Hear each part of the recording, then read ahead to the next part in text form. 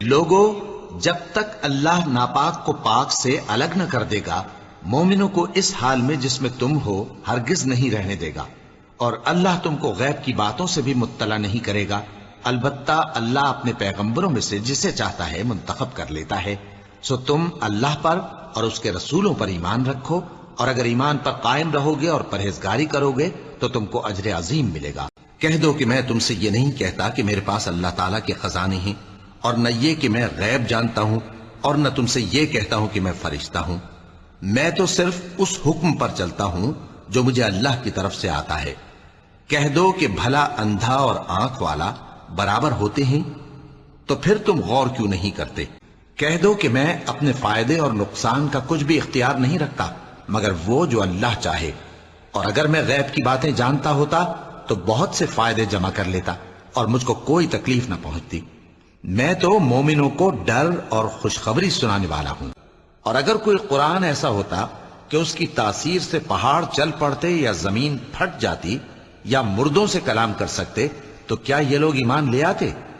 بات یہ ہے کہ سب باتیں اللہ کے اختیار میں ہیں۔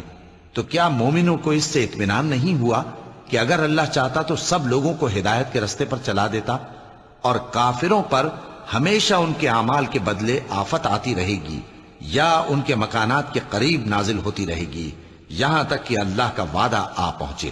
بے شک اللہ وعدہ خلاف نہیں کرتا۔ اللہ کا حکم یعنی عذاب گویا آ ہی پہنچا تو کافروں اس کے لیے جلدی مت کرو، اور یہ لوگ جو اللہ کا شریک بناتے ہیں وہ اس سے پاک اور بالاتر ہے۔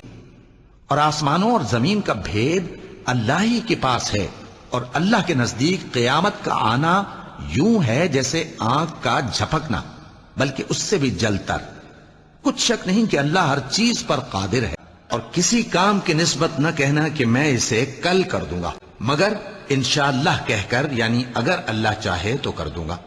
اور جب اللہ کا نام لینا بھول جاؤ تو یاد آنے پر لے لو، اور کہہ دو کہ امید ہے کہ میرا پروردگار مجھے اس سے بھی زیادہ ہدایت کی باتیں بتائے۔ کہہ دو کہ جو لوگ آسمانوں اور زمین میں ہیں اللہ کے سوا غیب کی باتیں نہیں جانتے، اور نہ یہ جانتے ہیں کہ کب زندہ کر کے اٹھائے جائیں گے۔ لوگ تم سے قیامت کی نسبت دریافت کرتے ہیں کہ کب آئے گی۔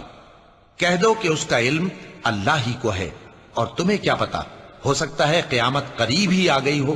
اور ہوا کو ہم نے سلیمان کے تابع کر دیا تھا، اس کی صبح کی منزل 1 مہینے کی راہ ہوتی اور شام کی منزل بھی مہینے بھر کی ہوتی۔ اور ان کے لیے ہم نے تانبے کا چشمہ بہا دیا تھا، اور جنوں میں سے ایسے تھے جو ان کے پروردگار کے حکم سے ان کے آگے کام کرتے تھے، اور جو کوئی ان میں سے ہمارے حکم کے خلاف کرے گا اس کو ہم جہنم کی آگ کا مزہ چکھائیں گے۔ پھر جب ہم نے ان کے لیے موت کا حکم صادر کیا تو کسی چیز سے ان کا مرنا معلوم نہ ہوا مگر گھن کے کیڑے سے جو ان کے عصا کو کھاتا رہا۔ پھر جب وہ گر پڑے تب جنوں کو معلوم ہوا اور کہنے لگے کہ اگر وہ غیب جانتے ہوتے تو ذلت کی تکلیف میں نہ رہتے۔ کہہ دو کہ میں کوئی انوکھا پیغمبر نہیں ہوں، اور میں نہیں جانتا کہ میرے ساتھ کیا سلوک کیا جائے گا اور تمہارے ساتھ کیا کیا جائے گا۔ میں تو اسی کی پیروی کرتا ہوں جو مجھ پر وحی آتی ہے، اور میرا کام تو علانیہ خبردار کرنا ہے۔ وہی غیب کا جاننے والا ہے، سو کسی پر اپنے غیب کو ظاہر نہیں کرتا، ہاں جس پیغمبر کو پسند فرمائے اور اس کو غیب کی باتیں بتا دے تو اس کے آگے اور پیچھے نگہبان مقرر کر دیتا ہے